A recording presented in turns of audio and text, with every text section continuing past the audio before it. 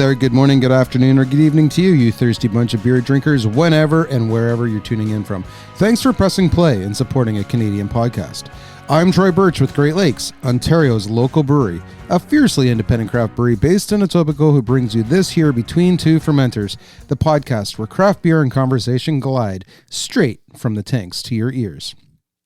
Today we're taking you all the way to Port Credit. Mississauga, Port Credit, a stretch of lakefront that feels like its own little world, full of character, wonderful little shops and independent businesses, and a great community.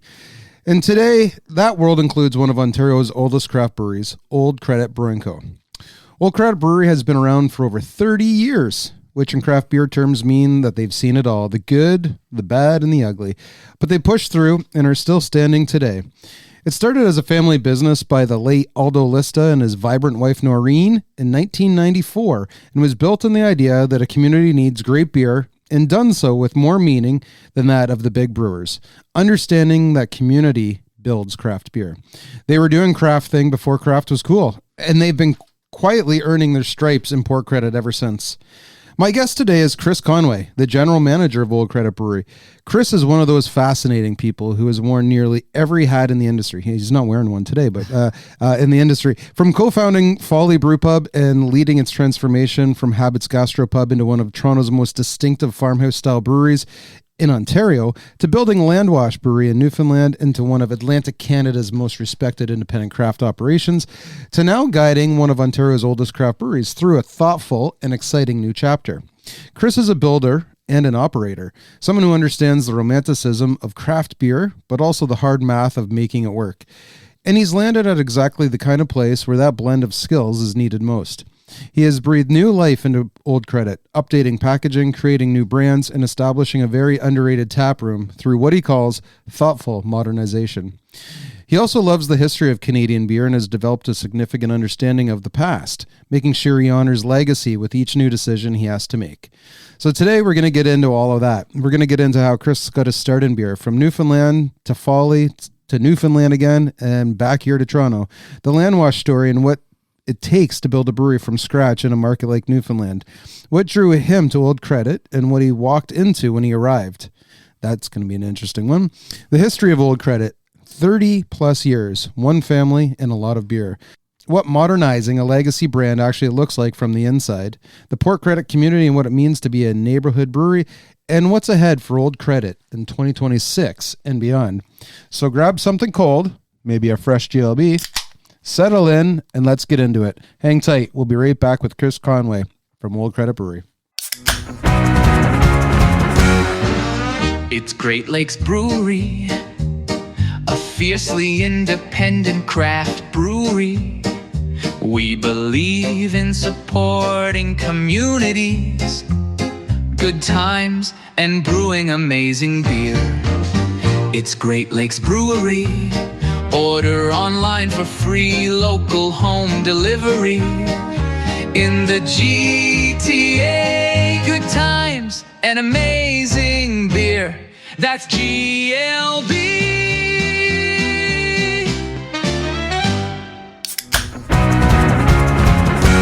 Chris Conway, welcome to Between Two Fermenters. So grateful to be here. I love the name Chris Conway. It seems like we should be in a bush drinking beer together. We can do that. It's a good old name. For someone so close to the brewery and to the studio to record this, and it took a while to get you on, but that's my fault. I always ask you last minute, but we planned this one well in advance. So thanks for being here today. Yeah, you always call right before a packaging run, and it's like the next day we're doing packaging, and I'm like, I can't get away from this. And as a general manager, it's kind of odd to hear a general manager saying, I can't get away from packaging. I have to help with packaging. But we're going to get into that reason later on in the show when we talk about Old Credit in your role. But how are you doing today? Really, really good. Yeah? Yeah. And how was the trip from the brewery? Just a quick Uber down the road. Yeah. It's really, really quite close. I know. It's a lot of people when they say, Mike Lackey, our brewing operations manager, and I, when we came that one time to visit Old Credit, he's like, oh, how far away is it? I'm like, really? You get on the highway and you're right there. Like, It's so close to Great Lakes. And we're going to talk about that underrated tap room because I think I could sit up in those old chairs that you guys have, that old British style look, for hours and drink Old Credit Hellas. But we're going to talk about that later.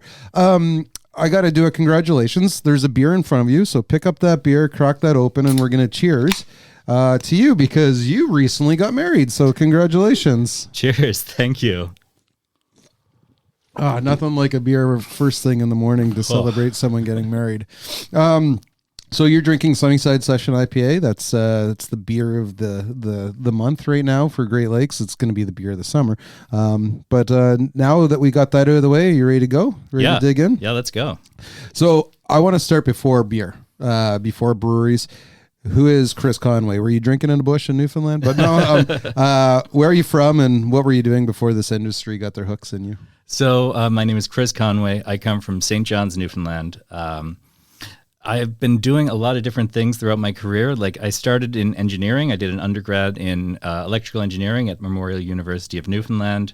Then I made the weird switch into history and the humanities. So kind of turning that engineering undergrad into a master's in philosophy and humanities at the University of at Memorial University in Newfoundland again.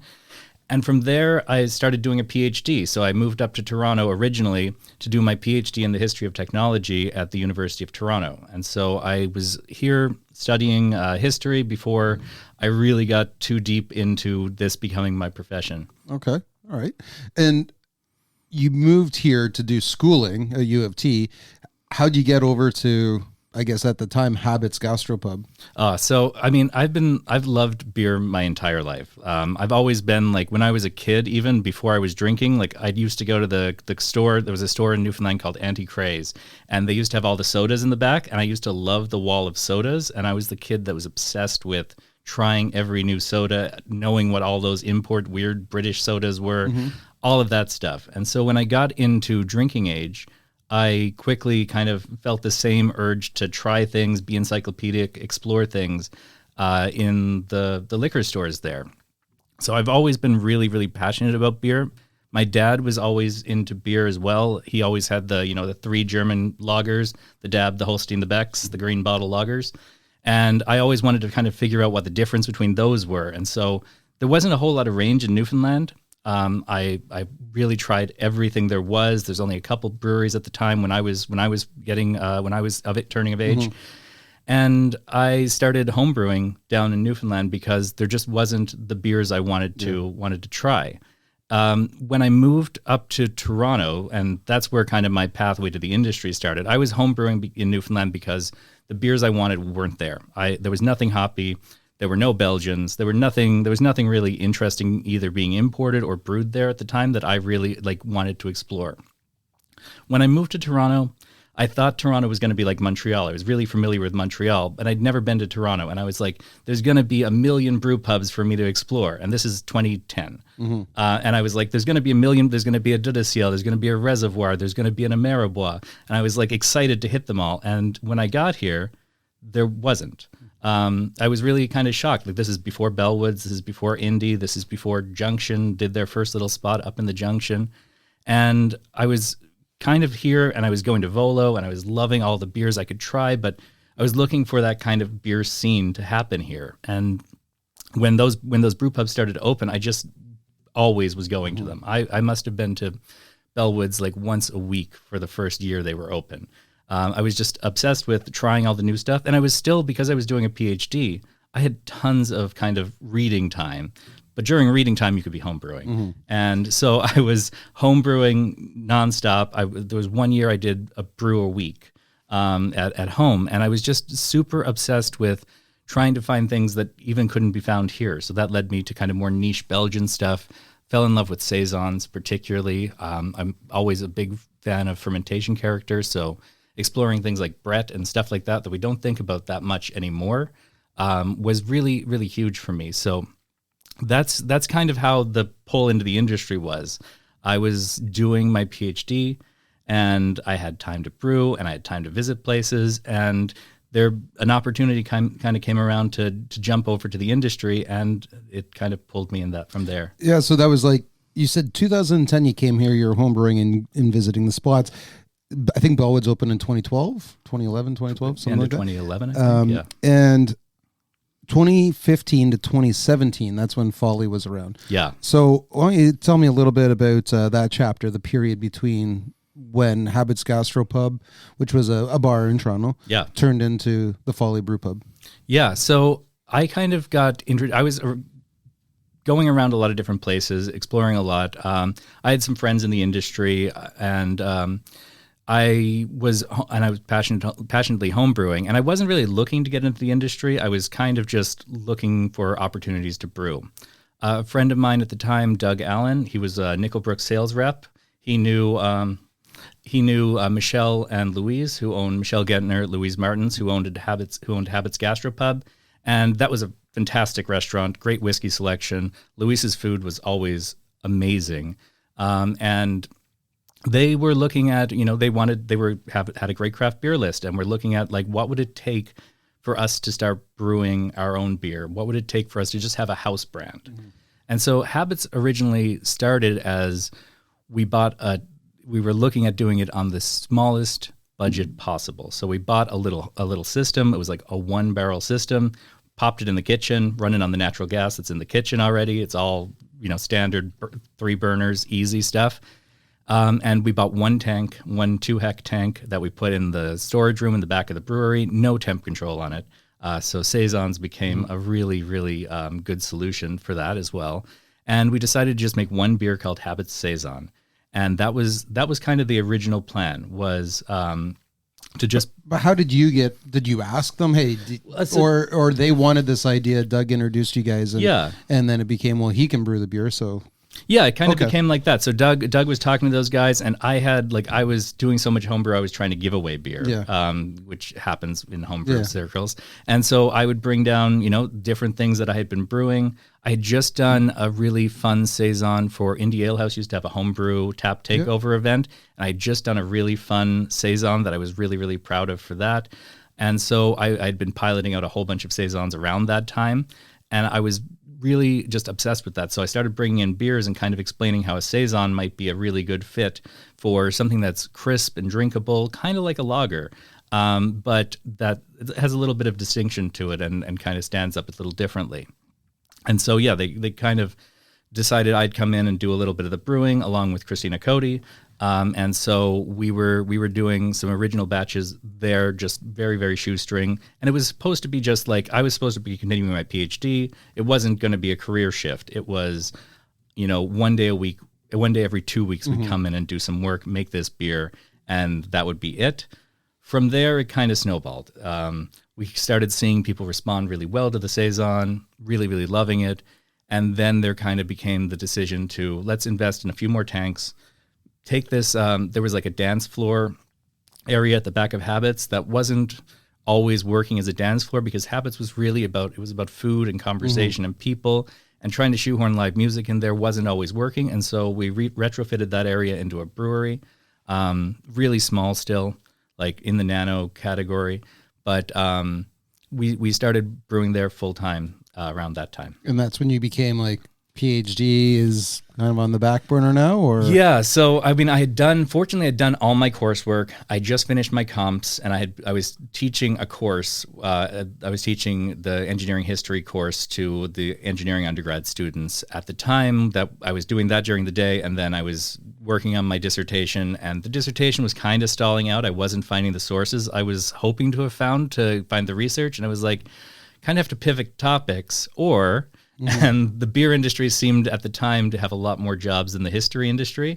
History industry is notoriously hard. Yeah. So just thought, maybe it's a good time to give this a shot and, try it. And if I need to, I'd put the PhD on hold for a year. And if I need to come back in a year, I'll give it a year. And if it works, I'll come back and stick with it. And if not, I'll jump back into the PhD. So obviously beers worked. Yes. So what did running Folly teach you about what you wanted to do? Like, so once you decided I'm going to stick with the beer, what was it about it that kept you there? What was it other than, there might not be as many jobs out there for history professors.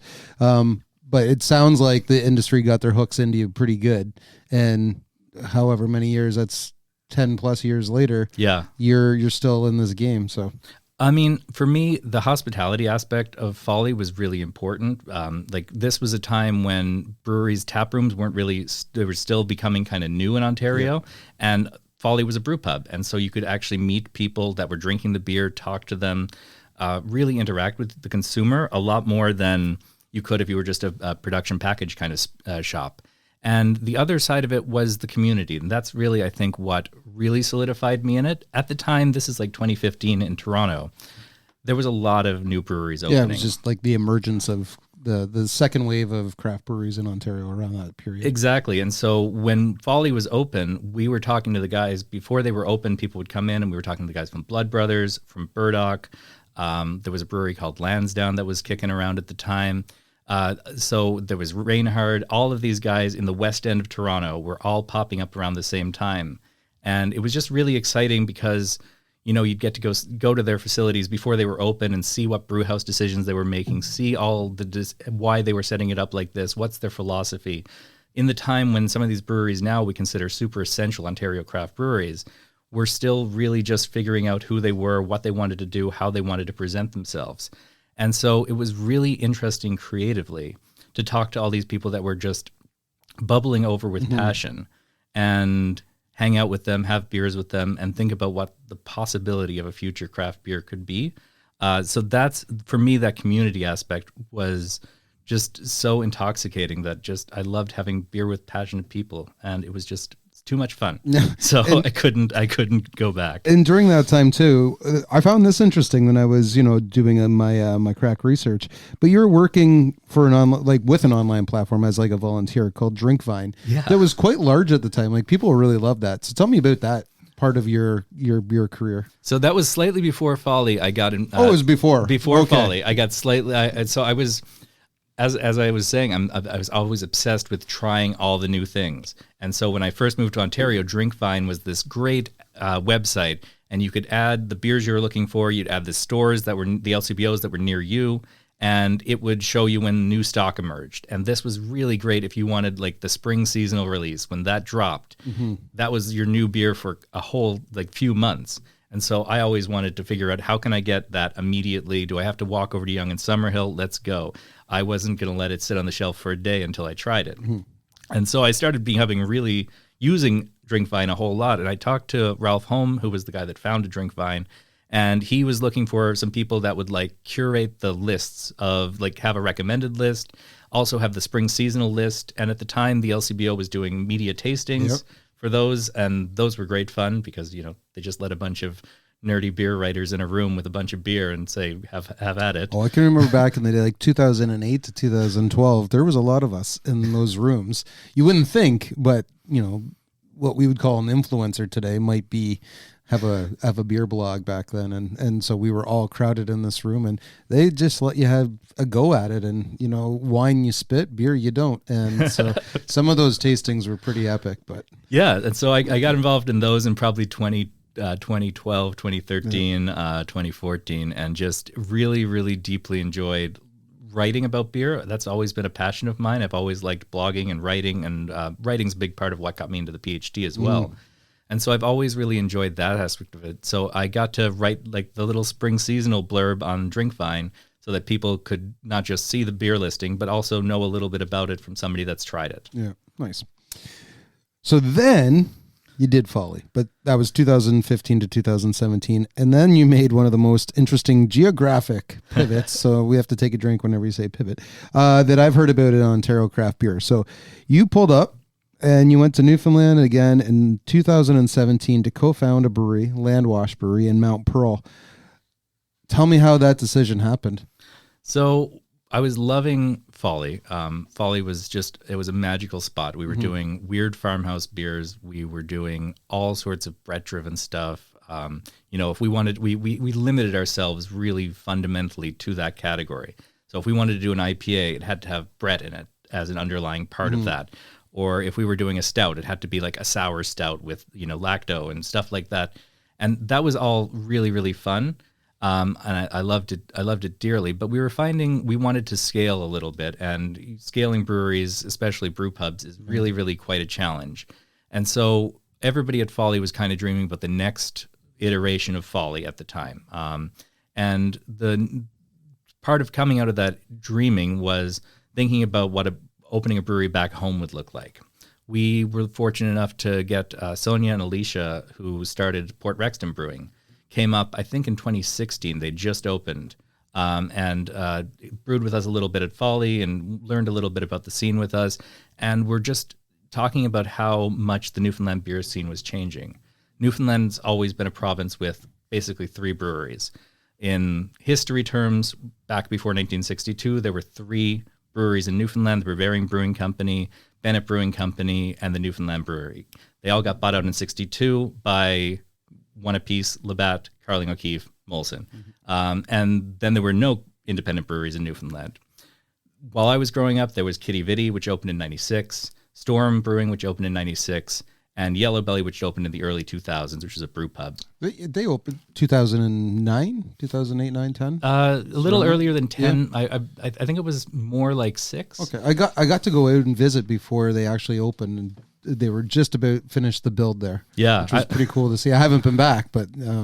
I remember going down, like, it was either the night they opened or like the day after. I was so excited. There was finally like a brew pub going to be in Newfoundland, and I remember going down and trying full pints of everything they had. And Liam he got to start, the brewmaster there got to start in Toronto. Yeah, he wasn't he near Hart Brewing? He was somewhere with like Granite that? at one point. Granite too, he did some Granite stuff. So really talented guy. So Port Rexton and the emergence of craft beer. And exactly. So when the Port Rexton women came up, they visited us, and they were kind of the first new one. So there were 3, and then they became the 4th in 2015, 16. So that was the first new brewery in many, many, many years to happen in Newfoundland.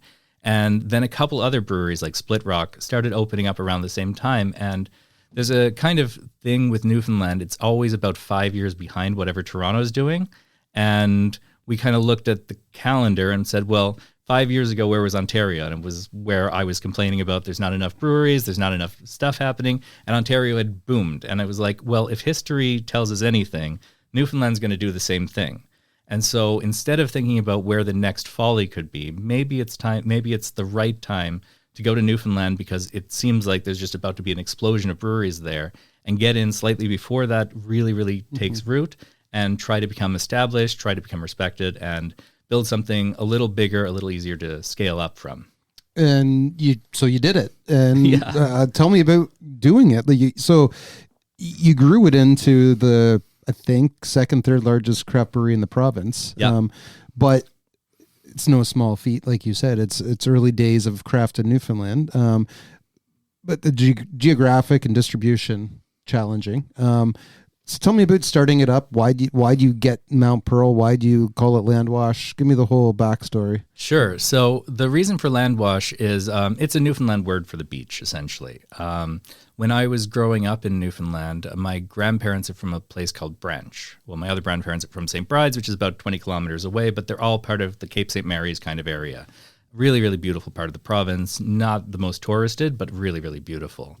And my grandmother, Nash, on my mom's side, she would always call the beach the Landwash. And we'd go down in the summertime with the cousins and go down and have a big fire on the beach and, just have a good time. And so the Landwash to me was always a really important memory of community and family and just being by the water and just enjoying each other's company. And so when we were looking for a name, we decided to go with that to represent that kind of community and energy. Finding a place is always harder than finding a name. Finding one of the big challenges one of the big things we wanted is, because we knew we wanted to be slightly larger in scale, and we had learned some lessons from Folly that, if you build it a certain size, it's kind of a ship in a bottle when you build a brewery. If you need to change it later, it's much harder, it's much more expensive. And so the plan was to find the biggest kind of warehouse we could, because we knew with Newfoundland and with all the challenges of importing product, if we were going to get cans in, we weren't going to be able to just, pop over to Guelph or somewhere and pick up a couple skids of cans and get them shipped down. We needed to get full trucks. They're going in sea cans. They're going across on the Ocean X. If we're getting grain, we're not getting, we in Folly, we used to drive up to Gilbertson and Page was in Fergus, which is now, Gilbertson and Page is BSG now. Yeah. And we used to just rent a U-Haul and drive up, pick up 2 pallets of grain and drive back, unload it through the back man door and stack it up again. We knew we couldn't do that in Newfoundland. We knew we'd have to get like that'd be a pretty long trip. Yeah, it would be 5 days. We knew we'd be getting our grain shipped in, and so we knew logistically we would need a lot of warehouse space to make this economically viable. And so we were looking for a larger building. And so we explored some places in St. John's. We explored a spot in Holyrood. We explored a couple different spots, but when we found this spot in Mount Pearl, we just knew it was the right spot. It was a brand new building. Landlord had a car auto body, Craig English. He had a spot right next door. Really nice guy, and just really just fell in love with this building. It had a beautiful mezzanine, like on the second floor. It was very much, if you're looking for a comparable Ontario brewery, it kind of felt like Anderson Ales in London. Yep. Really, I love Anderson. But it was kind of like that kind of mezzanine looking over the production area vibe, which we just knew it was going to be really special there. And so Mount Pearl, the community was really excited to have a brewery come into there. They had a Storm, which didn't have really a front-facing area. So there wasn't really a brewery in Mount Pearl, and everybody on city council was really excited to get some time to have their own brewery that could be like their community brewery. So Mount Pearl just synergized, everything kind of worked for Mount Pearl. And Mount Pearl's really not far from St. John's. It's actually fully enveloped by St. John's, Paradise, CBS. So it's kind of like the Mississauga to Toronto. Okay. Mount Pearl is to St. John's. Yeah. And so a little bit more residential, a little bit more of industrial zones. It's a really, really fun community. And when you were building it out, what were you trying to create? Community was always so the big word. Emphasis on the tap room. Tap room was a huge focus. We really wanted people to feel like that was their space.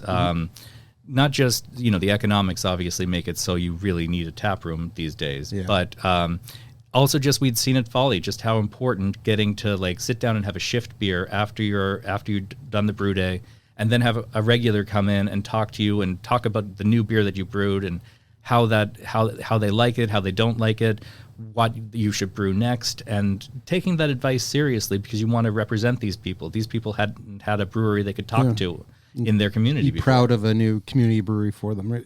So did you take your Saison styles and was Landwash that and others, or was it you had to change styles or brewing styles maybe because the Mount Pearl community wasn't used to having an IPA with Brett in it? Well, it wasn't even just about changing styles for that reason. Like I'd love to have made it all a farmhouse ale brewery, but we kind of saw how challenging that was even in the market pre-hazy beer. It was niche, and it still is niche. There's some people doing great farmhouse stuff like Barrel Heart still in Ontario, but it's still pretty niche. And we knew to be a slightly larger brewery, we wanted to scale and we wanted to make some volume. We knew to do that we'd need to do some other styles. We'd need to focus on other things. But it was also 2017 when hazy beer was taking over the whole universe. Everybody was fighting for how turbid you could make it. And so we wanted to be kind of part of that trend and that part of it. So we started to be a little bit more of a generalist, American-influenced brewery down in Newfoundland. We wanted to do those styles really, really well because there wasn't a lot of that happening down there at the time. And when you were there too, and as anyone who's co-founded a brewery, from brewing to branding to financial planning, to getting your malt shipped across and the cans coming on a sea can, did you always see yourself going in that direction? Coming from Folly to creating this, or did you just want to really focus on the brewing aspect, the brewing side of things? So one of the things I learned at Folly and from talking to everybody, so before we went back to open Landwash, we visited all sorts of breweries in Ontario. I think we did over 100 and tried to talk to anybody we could and said, what would you do differently? What would you change? And one of the things I came through with is making the material conditions for good beer to exist is a lot harder than just making good beer. And so making sure the brewers aren't stressed, making sure they have some room for creativity, making sure that if you make a batch, it can actually sell. It's not just going to sit in the warehouse and feel sad. Making those material conditions and making sure the business around it was healthy and viable, and so that the brewers could focus on making interesting beer and better beer and quality, rather than be worried about their cost of goods sold on their IPA. I don't want a brewer thinking about that. I want to think about that. I want to make sure I've got that all solved. So if they have a creative thing they want to do, they can do it. So I always really wanted to play that role as making those material conditions exist so good beer can exist within it. You wanted to be the guy behind the scenes making it happen so that everyone else, removing obstacles. Yeah. Essentially. So you kind of mentioned the craft beer culture in Newfoundland compared to that on Ontario, kind of 5 years behind. But what would you say for the drinkers? Did you notice anything different when you started up Landwash compared to what it was like in Ontario?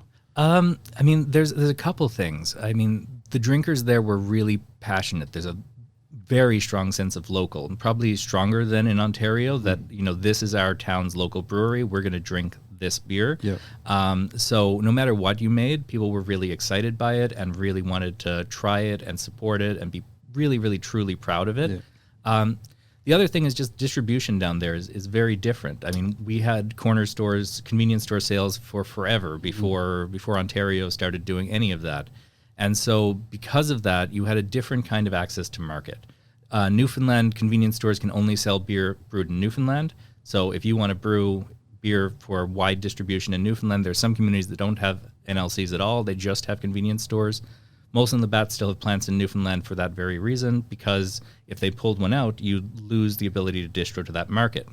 The great thing about it is, instead of, we don't have a new item submission system, which you have in Ontario, you basically let the NLC know, we have a one-off coming up in 6 weeks. Here's the UPC, here's the name. Can you put it on the list? And once it's on the list, any corner store in the province can sell it.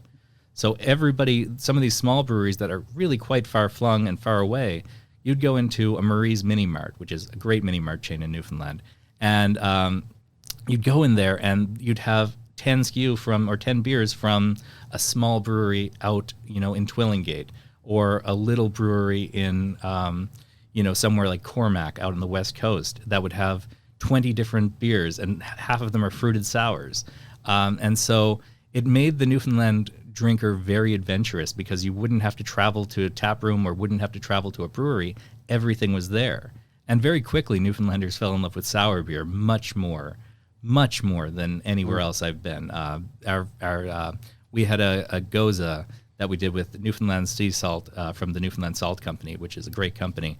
And it was like 15-20% of our volume was a Goza. Yeah. And it didn't have the coriander in it, but it had everything else. Yeah. It was like a more modern take with some Citra hops. Really, really beautiful beer. Nothing else quite tastes like it. It's kind of like yellow Gatorade. Oh. That kind of bright citrus kind of salinity. And that became one of our best-selling beers. And what we weren't expecting, we were like, we'll do a sour beer. That's going to be something like old school, like Folly would have done. Yeah. And they just took off differently there than anywhere else. Crazy. And so, Newfoundlanders love their sour beers. Well, and their per capita consumption is a lot higher than Ontario. Yeah. So you were there for almost 6 years. So when did you know it was time to move from Landwash, and what was the decision like after 6 years of building something from scratch?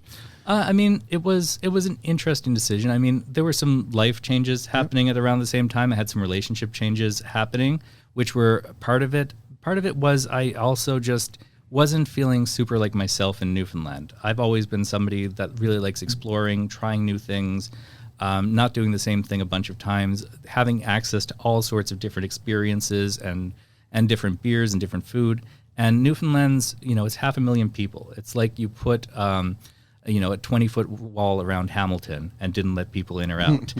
It gets kind of insulated pretty quickly. And so I was finding myself kind of missing being up in a larger environment where you could travel a little easier, get around a little easier. Things were open past 5 o'clock. It's a few things like that. And so I found myself not really feeling quite like myself as much, and not feeling quite as excited after a few years in Newfoundland.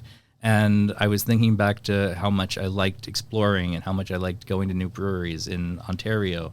And I started thinking about maybe seeing if I could come back up this way. Nice. You obviously haven't read Alan Doyle's new book, because if you read that, you're never leaving Newfoundland, because he waxes poetic in that. So that decision's made, and it's time to come to Ontario. But before we talk about you joining Old Credit, I want to talk about Old Credit itself, the brewery. So for listeners who may not know, the brewery, I want because you're a big history guy, I want you to give me the history.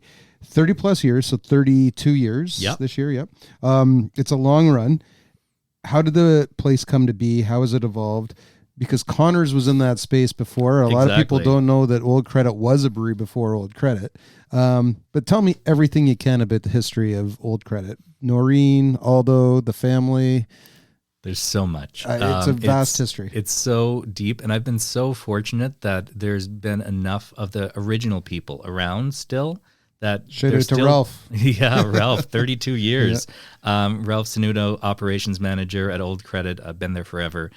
He has all the stories. If you really want more, if you like hearing what I'm about to say, go to the brewery, ask for Ralph. He'll tell you all the stories. Yes, he's amazing. So Old Credit kind of started before Old Credit. So yeah, as you were saying, it was Connors in the early 80s, I think around 82. The guys that started Connors, they were doing like an English style brewery, old school microbrewery. So they had a best bitter, they had a stout, things like that. And their original idea was to make a franchise brewery model. And so this was going to be like the first of a franchise. And it's interesting because we still have like the franchise model paperwork up in Aldo's filing cabinet from the early 80s of how this was supposed to expand. And they did a really good job, built a really amazing business, so much so that they wanted to expand and grow. So around the late 80s, they decided to move out of that building and move up to Don Mills somewhere and open a larger facility. So from there on, I mean, their story is not mine to tell so much, but they left the building, and Aldo Lista had owned that building. So he bought that building, I think, sometime in the 70s. And because he lived in Port Credit, he had worked, his whole career had been in photography. He had a studio downtown Toronto called New Paramount Studios. It still exists up on St. Clair now. And was really, really successful with it. And, moved out to Port Credit. That's where he wanted to raise his family. That's where he raised his kids. And he had this building, helped with some of the leaseholds, getting Connors in there, was really happy. He had a good tenant. And then when they left, he didn't really have anybody to take over. And so from the late 80s to the early 90s, he was kind of shopping this. And he shopped it to multiple different groups, trying to say like, hey, like there's a turnkey brewery right here. Come in, do something. Some people, put together business plans, and there's a whole bunch of stories there to dig into that Ralph is the best guy to talk to about. But the longs and the short of it is around, 93, he was down in Florida, and he was like, you know what? He had just the epiphany of like, I'm just going to do it myself. I'm going to open a brewery here. And he was in his 60s at the time. And so this is like, this is goals. Yeah. So he found a really talented brewmaster named Oren Besko. He'd brewed in Amstel. I think he brewed around Great Lakes. GLB for a bit. Yeah, so really, really talented guy who was going to be his beer guy. He grabbed his nephew, Ralph Sanudo. Ralph is Noreen's nephew. Okay. So Aldo's wife is Noreen, and Ralph's the nephew. So Ralph came in as kind of the do everything else. Yep. Aldo was going to take care of the business side of it. Oren was going to take care of the beer, and Ralph was going to make sure the beer got where it needed to go, fix something, change something, handyman, a little bit of everything guy. Those three guys that start a brewery. And it's still standing to this day. Exactly. They put in a lot of hard work to get the foundation right. And I remember Aldo. So Aldo passed away in 2021. But I can remember going in to talk to him about his beer, and he was always talking about the cold filtered and the ice and how you don't get headaches from my beer. And he was so proud of that. But kind of tell me about the beers back then and kind of what he was trying to achieve with the beers that Old Credit was known for. Absolutely. So the three core beers, and Old Credit went 20 something years between these first 3 beers to the next beer. So that's a long run for a brewery to exist, but to exist with only 3 beers is really special. In 94, they opened with just the amber ale, really classic, old school, malt forward amber ale.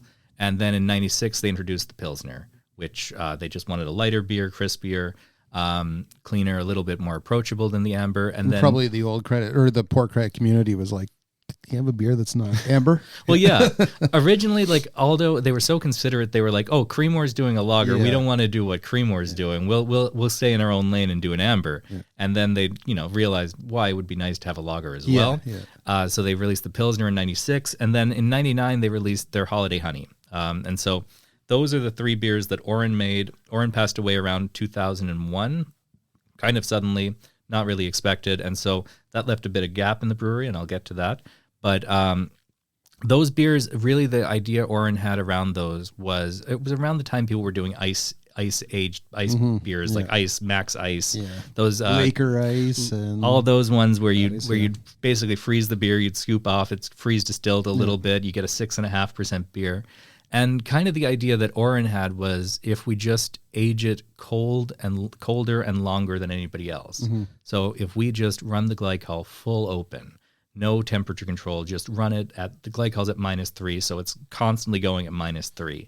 And then, also leave it for 4 weeks, 8 weeks in these horizontal lagering tanks, that the beer quality would be really, really special. And they've really held to that. And that's something, you see a lot of breweries that try to turn out volume as much as possible, but the culture there, because of this ice aging, which is a little bit of an archaic term, I find, but it doesn't mean anything to the modern beer consumer. This is the way it would have back then. Yeah. But what it built was really, really good lagering techniques, and a respect for the time it takes to make really, really good lagers, and to make them without any compromise on that. So it wasn't like a shop where you're just turning. It was very careful and considerate as part of the philosophy. In the name Old Credit, so it speaks to the Credit River, import credit.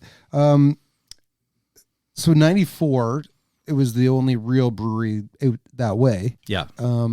What did Aldo and Noreen do to make it a community brewery? I mean, they were massively involved in Mississauga as a community. There's all sorts of awards and all sorts of recognition posters still up in the brewery about how if there was an event happening in Mississauga, they were part of it. They were a huge part of the community. Hazel McCallion, the longtime mayor of Mississauga, would, she'd come and talk to Noreen and Aldo and sit there's 2 chairs in the retail shop. Yeah. And that's where Aldo and Noreen used to sit on Saturday afternoons and hold court with the customers.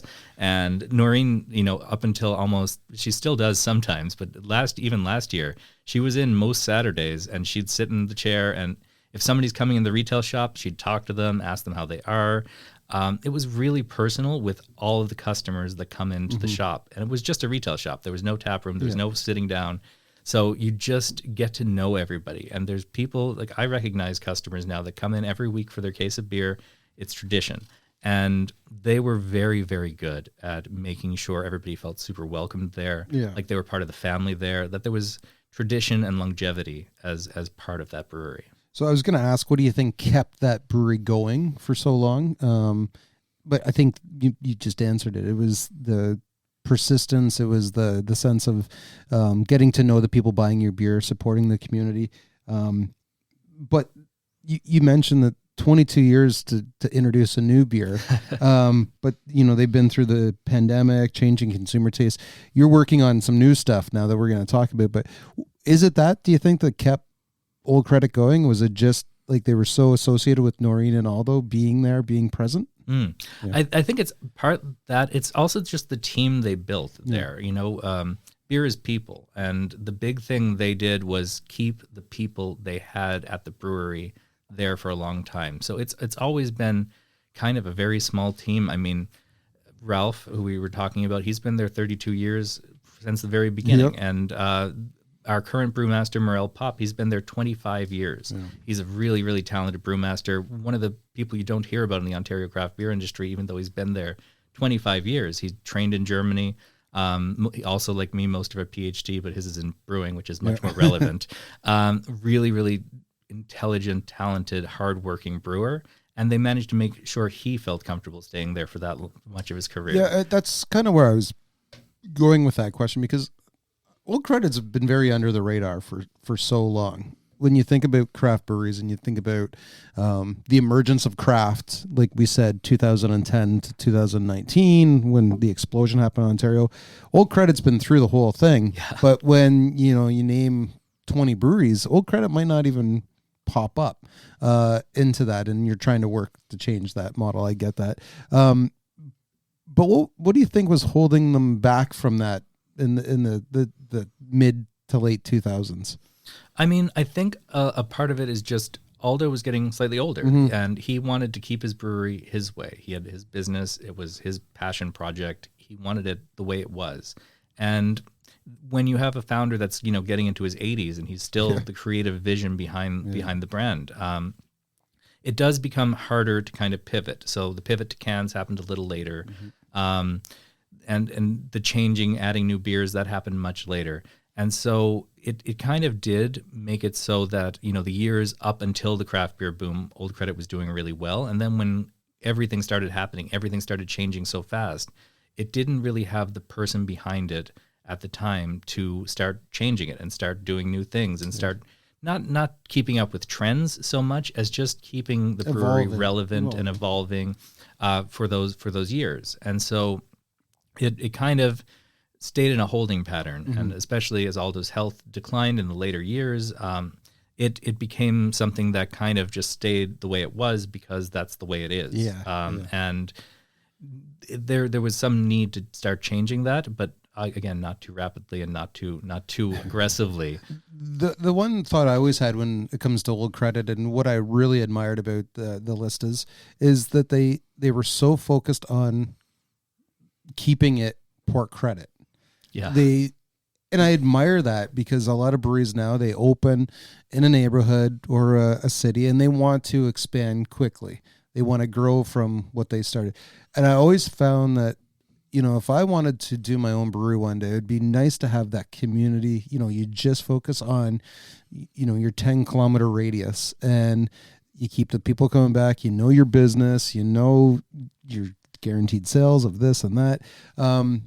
But when we come back after the break, I want to talk about what you're doing to not only honor that, but then to change that vision a little bit as the GM of Old Credit. So we're going to take a quick break.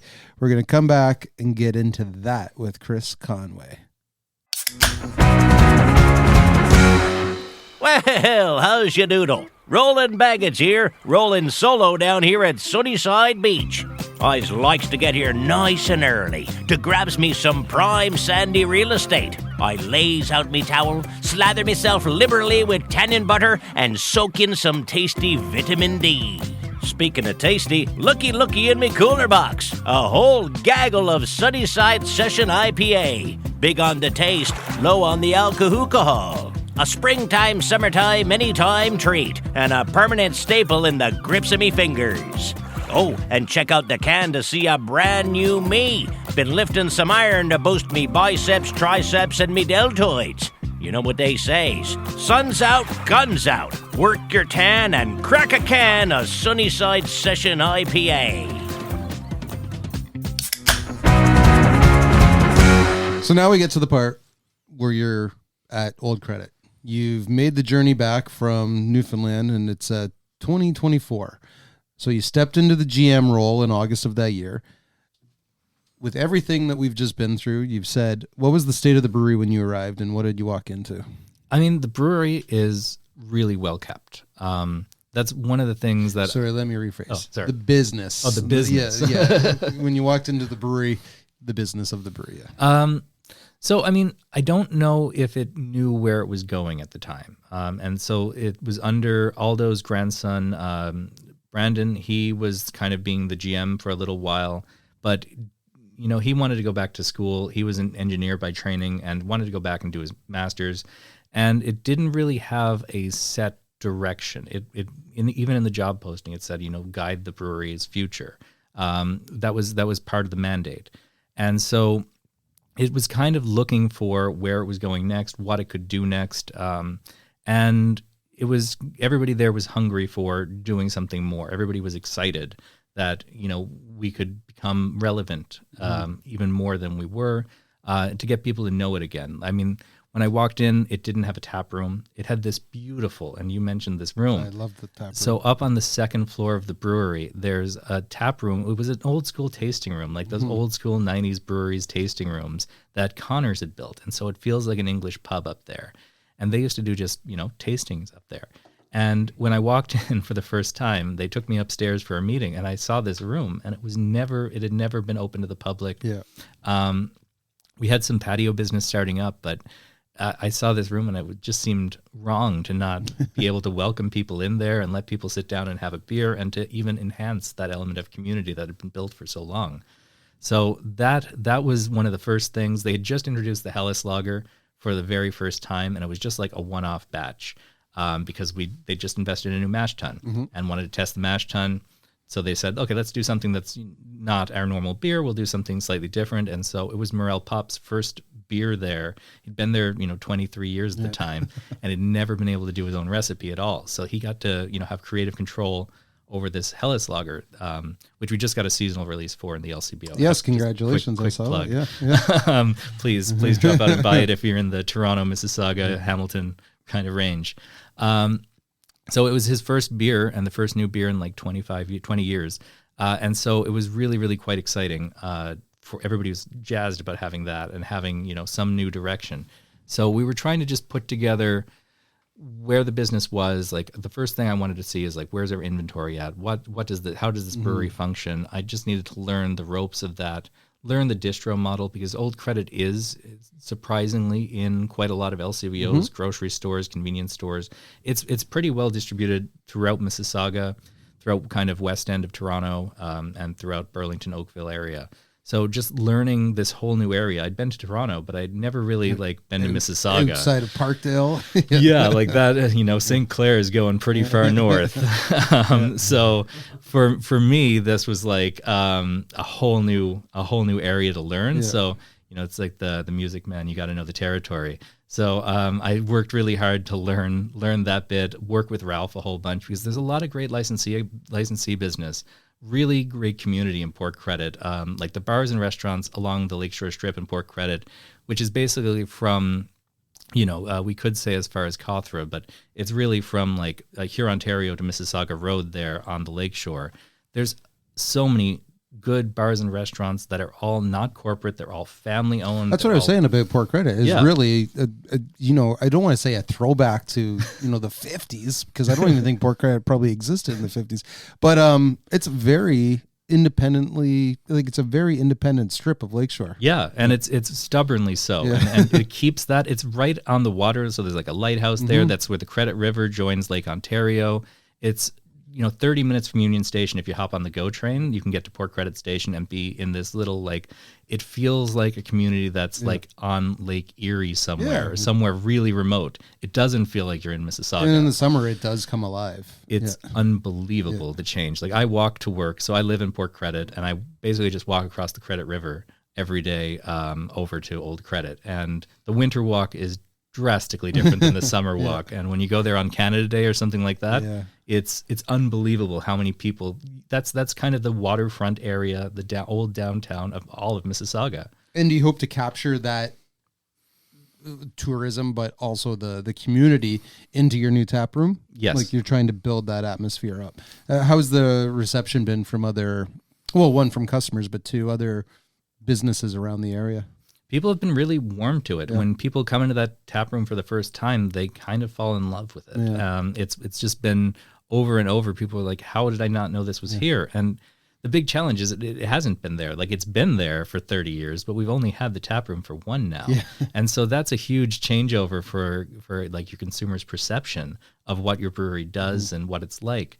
But we've had great community support for it. The bars and restaurants have all been no complaints that we're selling beer ourselves now. It's been really, really well received as a community space, and each month it gets better and better. And it's a slow process building a tap room. Anybody that's opened a tap room knows how long it takes to get that momentum. But it's slowly growing, and that's really exciting to see. I knew it was a place that Mike Lackey would love just the aesthetics of it. And as soon as he walked in, he's like, yeah, this is a place I could have like 5 or 6 beers in. So we just talked about the taproom development. So I'm going to skip this question because you've done a great job with that. But I wanted to ask about the thoughtful modernization, because I really like that line that you've used. This being a period of that. So you've only been in the position, not even 2 full years yet. The August 2026 will be 2 full years. So it's a big thing for someone to walk in and say, okay, I got to take 30 years of history, 32 this year, but 30 years, and go, how do we take it forward with thoughtful modernization? So what does it look like for a brewery that old? And how do you, because this is where your history comes into effect, I think, how do you take the legacy of what's been created and honor the legacy while still push forward with new things? I mean, I spent a lot of time in my first year working, like apprenticing under Noreen. She would come in almost every day for my first 8 Just months to check or so. up on you? Well, and it's been part of her life for so long that it's really a huge part of who she is and what she does. And so she eventually retired last summer, like fully retired officially at 90, which is what we all hope to do. 90.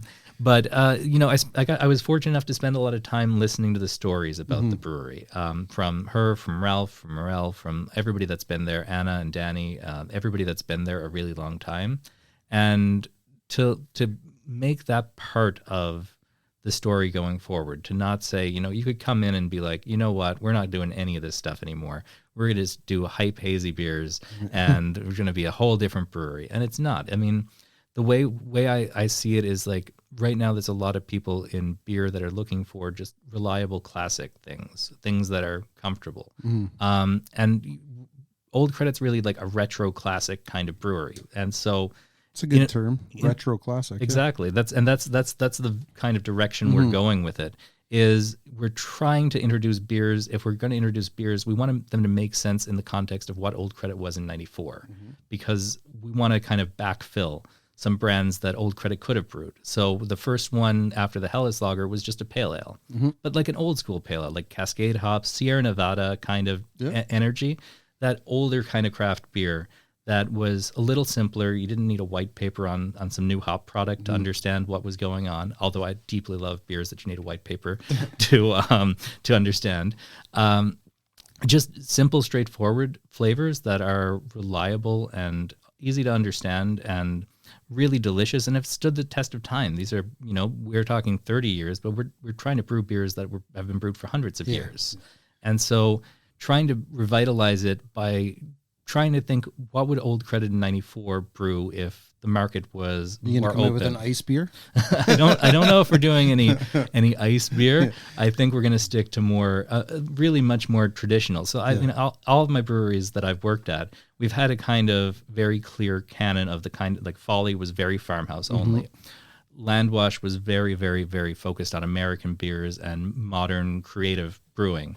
And now Old Credit's really focused on these classic styles. Like, I like to pick up like the old homebrew books from like 2010, and there's no hazy IPA in those books. There's just all these old styles, best bitters and classic stouts and stuff like that really, for a lot of breweries, they don't focus on anymore. They're not super, like, they're not the easiest beers to sell, and they're not like a mild. A mild is some of the best style out there. Yeah. They're hard to sell these days. But I think Old Credit could do probably a good mild down the road.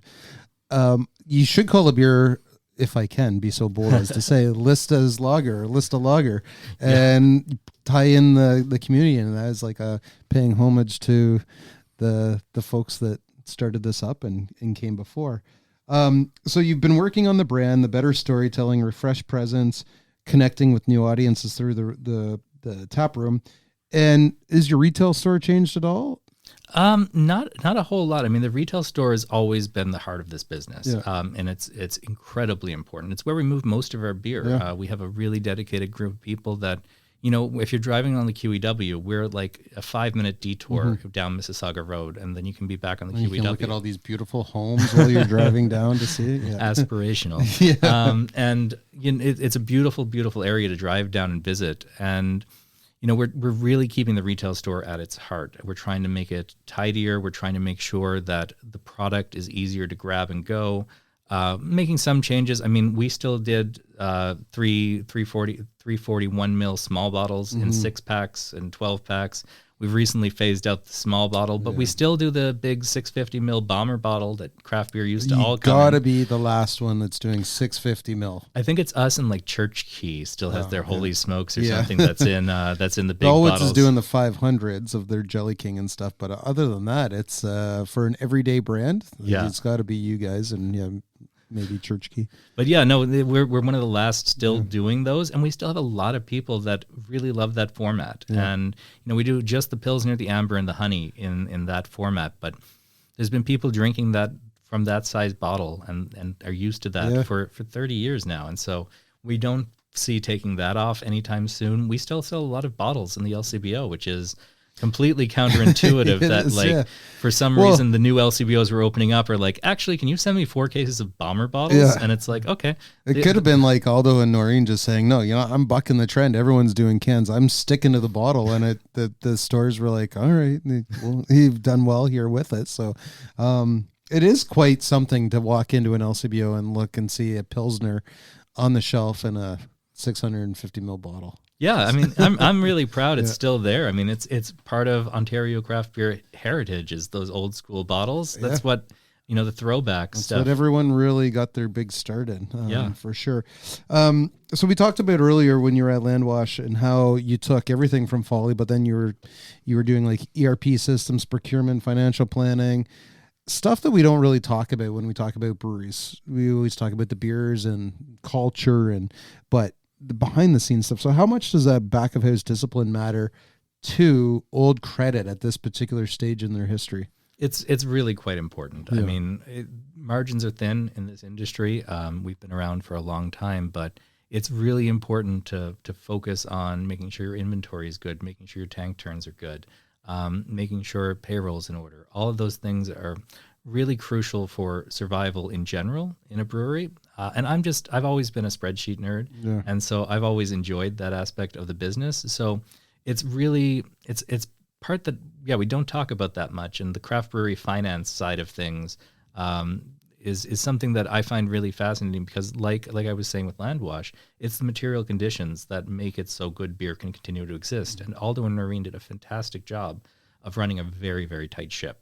Yeah. And so it's one of those things when you do a little forensic audit of the past bunch of years, you see how a lot of these decisions were made to be very economical, to make things make sense for the whole business, and to keep it running really tight. And so, when you kind of hope when you go into an old brewery like that, you're new, you're like, oh, I'm going to look at the books and there's going to be all this waste and I'm going to do a whole bunch of cutting and I'll turn it around instantly. And when you look at it and you see the financial discipline throughout many, many years of going back, it's really quite impressive. And it's one of the reasons they've stuck around. And so it's one of the reasons I'm really happy I get to apply some of that because it's really great to take something that was running well and try to just do a little tune up on it and to understand where all your costs of goods are going and where all your inventory is a big part of that. Nice. And you have a really cool office. You have the old office. Yeah, it's very steeped in tradition and it's an old school office. I mean, they gave brewery managers good offices in the 90s. Yes. It was a thing. But a lot of nostalgia around the brewery. And you said the retail store is still like a big, it's kind of the heartbeat of the brewery. But it's a little museum at the same time. Have any plans to do anything with all the knickknacks and stuff that's there? Decluttered a little bit, but we're trying to keep, and I'm trying to slowly add back now. So we did a little declutter last fall, and now we're kind of finding little pieces of history we want to add back, little stories we want to be able to tell. Part of modernizing it is, we've expanded hours, so now we're open a little later in the evening. And so for the first time, Old Credit has some part-time staff helping out in the retail. We've always had just full-time people. And so being able to make sure that all the knickknacks and things that are there and the pieces that we have stories about all the staff know the stories. So you're not coming in and go, oh, what's that? And the new hourly guy who just started is like, I have no idea. So we're trying to now we edited down, and now we're trying to kind of carefully filter some of that back in so that those stories are still there. Nice, because it is your history. It is 32 years of Noreen and Aldo putting stuff on the shelves from their travels, but also beer stuff. And it's quite interesting for those who haven't been to Old Credit to go and see what they have in the retail store. It's quite something. As the GM in coming here from co-founding a brewery to being, the GM running the show behind the scenes, what's been the hardest thing about this role so far for you? I mean, there's a Kurt Vonnegut quote that I come back to a lot on this one, and it's that he says something aligned to, it's in Hocus Pocus if you want to look it up, but he says something aligned to a flaw in the human character is everybody wants to do the building, but nobody wants to do the maintenance. Mm-hmm. And this has been the maintenance aspect of this. We have a lot of equipment that is from the 1980s. Yeah. Our copper boil kettle. What is it? Your bottling line? It's not from the. It's from the 40s or 50s. It's from the 60s. Okay. It's from the faceplate says 1960, and it's from West Germany. Yeah, it's pretty cool looking. It works really well still for what we're using it for. It's German too, right? So, and it doesn't. It's been in function for 32 years at Old Credit, and so but there's a lot of decisions to be made about how do we safely invest in upgrades and equipment. We just got a new heat exchanger, a plate heat exchanger, which we use after boiling before fermenting, and we installed it. We did our first brew through it on Wednesday, and it was really, really nice to see, because the old one was a small one that was undersized for Connors in the 80s. And a piece of equipment surviving that long in this industry is a feat. But part of what we're doing is trying to look at, what are potential failure points? It's not what's a new piece of equipment that's shiny and new that we want to add to our brewery. It's what are potential failure points in some of this older equipment? How do we make sure nothing goes down? How do we make sure things continue to run smoothly, even though you're using old systems and old equipment and an old building? Mm-hmm. Nice. And I think you did answer this question, but what surprised you the most, good or bad, since arriving? And I think if I can put something in you said the financial books were like pretty good, but was there anything else that since you survived there was really like, holy shit, this is shocking, or holy shit, this is really awesome? I mean, I think, again, going back to the people, like, you don't hear about people in their careers spending their entire career at one brewery that often, that aren't or in a job anymore. Yeah, it just doesn't happen. You've had 3. Exactly. And so you don't see that kind of like, it's truly a family. Yeah. The way Aldo and Noreen treated their staff was truly, truly a family. And not in the corporate speak kind of way that we're all a family. We like to have fun here. Like, truly, like, Noreen came by with Easter gifts for everybody last week. It's truly, truly a family. And the people that have stayed there because they felt like they were really, really a part of it. And they are really, really a part of it. And so I have a great appreciation for everybody that works there, because they've all been there so long and care so much about it. And that's something I wasn't expecting to walk in and have such long tenured staff and such passion behind it still after all these years. And you're having a lot of fun? Yeah. It's just a fascinating spot to be right now, because the industry is changing so much, the market's changing so much is going on, and to be at a spot that's just has that kind of longevity is a really interesting vantage point. And it's in a community, Mississauga even.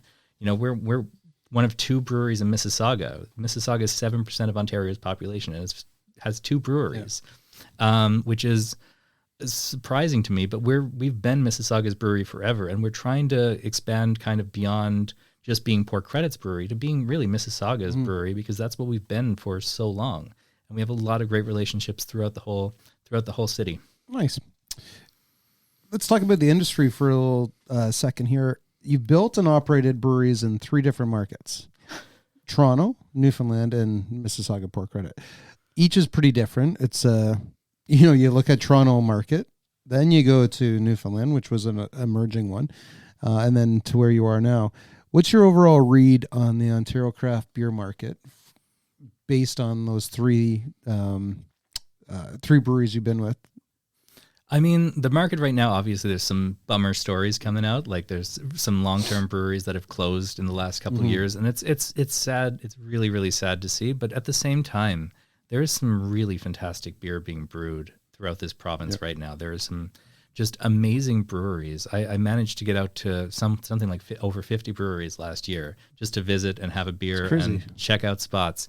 And are you going to be able to continue that now that you just got married? Well, we go to a lot of breweries together. Yeah, no, it's not better, it's not just me solo. I mean, we met in a beer class. Oh yeah. So well, I took Jordan St. John's at beer George class Brown at George Brown to just catch up with Jordan, see how it's going, and you meet somebody in class. I used to teach that class. I know, back in the day. Yeah. Yeah, and you met your wife there. That's amazing. Exactly. So it's a fun way to do it. But we explored a lot of breweries together, and there's a lot of really, really fantastic beer happening in this industry right now. A lot of people that are really honed into making really delicious stuff.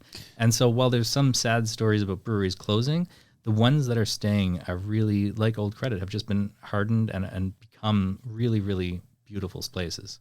And is that what keeps you optimistic about the future of this industry? Like, why every morning you get up and go, I'm excited to do something today in this industry? That there's just still passion, and there's so many passionate people. Like still that community that I fell in love with originally with craft beer, that's still there, and there's still people that are super passionate. I mean, there are people that got into craft beer because it was fun to own a brewery, but there's a lot of people that really got into it because they couldn't do anything else. They just had to make good beer.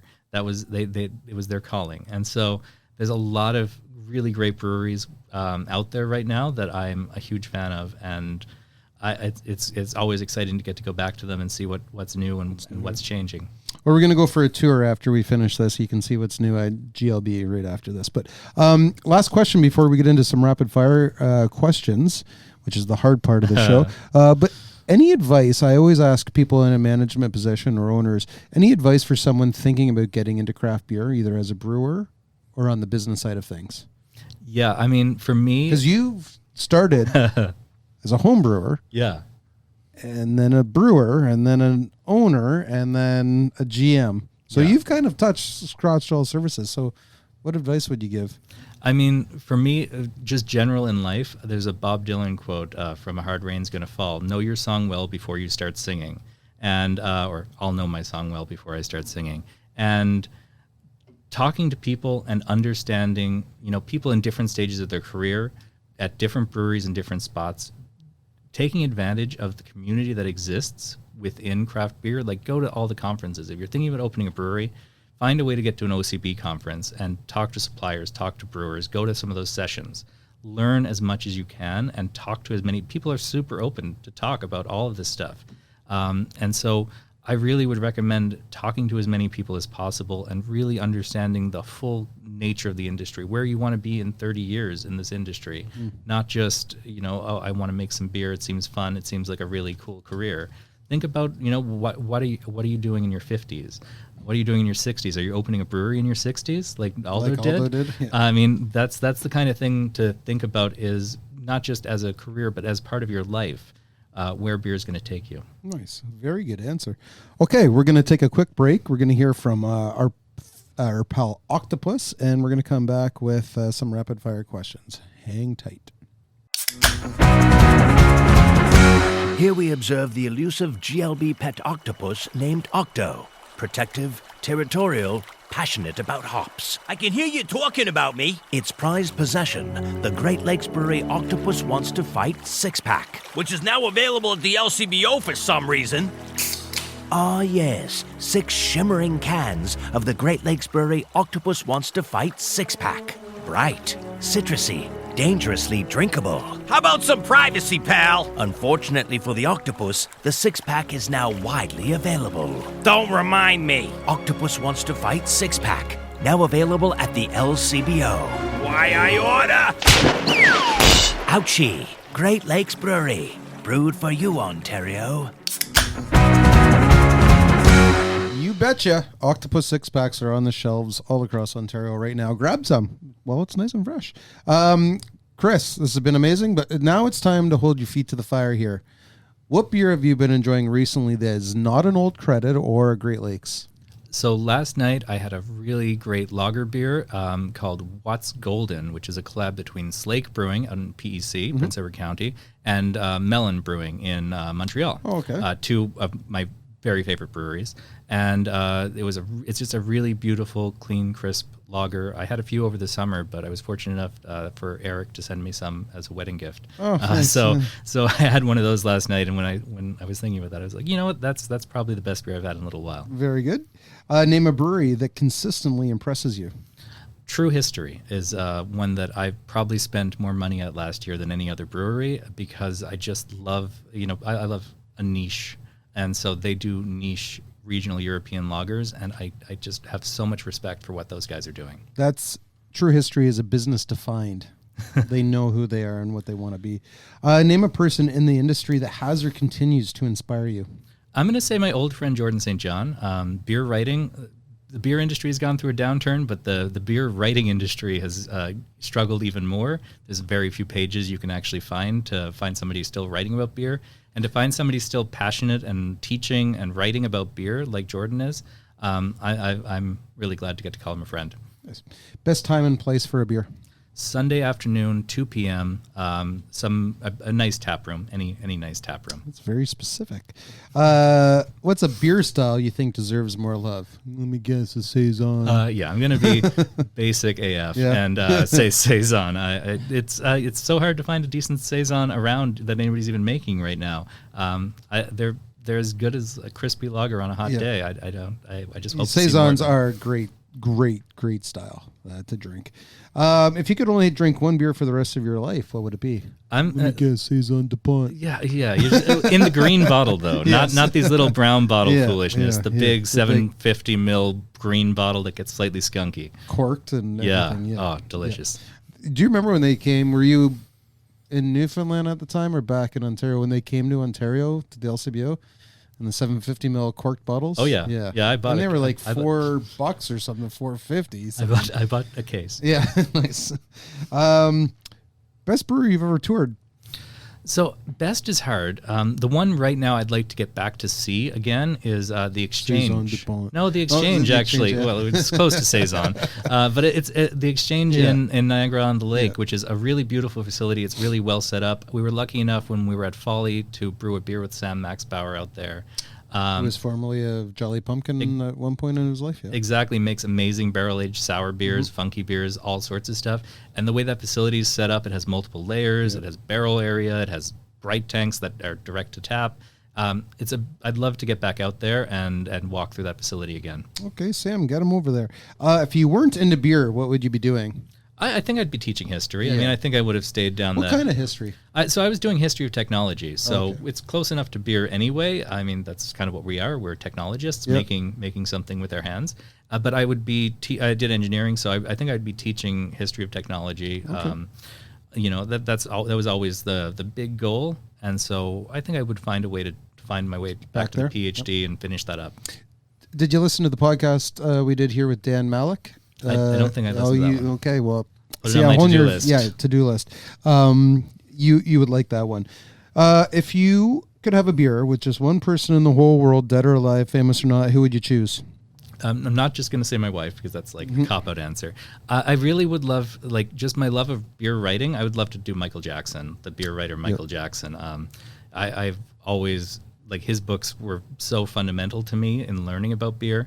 And the Great Beers of Belgium. I have a whole bunch of old editions of some of the classic beer guides. Have you ever watched his Beer Hunter shows? Yeah, you go back and find those on YouTube? I watched remember when the documentary came out, there was a showing at the Rhino in downtown Toronto. Yeah, Stephen Beaumont did a little talk beforehand, and I really deeply, that's like the kind of community stuff I love, and so if I could have some time with Michael Jackson, that'd be pretty fascinating. That would be, I'd take a long time. See, this is rapid fire and we're screwing it up again, but we were just talking about Michael Jackson to someone else, and we were talking about the messy desk syndrome. And if you've ever seen the inside of Michael Jackson's old office, which was in a garage, it looked like a car garage, but converted into an office. That is the epitome of a messy office. He had notes and books and beers, everything, everywhere. And I could just imagine how fun that would have been with a sober or somber face. But after he died in 2009 to go into that and just browse his archives, which would be pretty crazy. Last one. What's next for Chris Conway and Old Credit? For me personally, I'm looking forward to going on my honeymoon in Scotland. So that's personally, I'm excited for a break. I haven't taken a break since I started at Old Credit. So just to switch gears a minute, do some hiking, drink some whiskey. That's going to be really fun. And for Old Credit, we're ramping up for the summertime. So working on farmers markets, we're working on events that we're going to tie into. We're always a big part of things like the Southside Shuffle and Import Credit. So basically, we're doing all the event logistics right now. That's what we've been spending some time on this week, is just figuring out, okay, when's this event? We're going to do Because Beer in Hamilton, which we've never done before. We've never really participated in a lot of these kind of You're going to get out a little bit more. Trying to get Old Credit out a little bit more, because a lot of people just don't know about us. And if there was a new brewery opening in Port Credit, everybody would know about it. Yeah.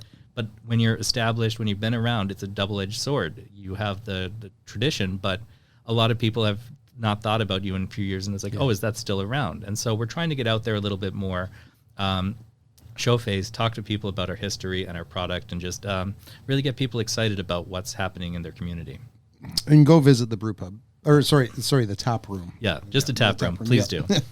So Chris, this is the kind of conversation I had hoped for. I knew you'd deliver. You've got a genuinely remarkable journey, I think, in this industry, which is fantastic and fascinating. So you're one of those people, you could get the smile, the sense that you really love this industry. You love beer. 50 breweries last year. You're not just doing that because you're doing research. You're doing it because you love this industry. So I get it, and I hope people listening got that as well. And I can't wait to see really what you do with Old Credit. I know it's only been, like I said, less than 2 years, but already you can already get the sense that the wheels are in motion and change is coming, and change while respecting the legacy of what's been built already. So wishing you and the whole crew, Ralphie down at Port Credit, an incredible year ahead, and appreciate you coming on. Thank you. Thank you so much.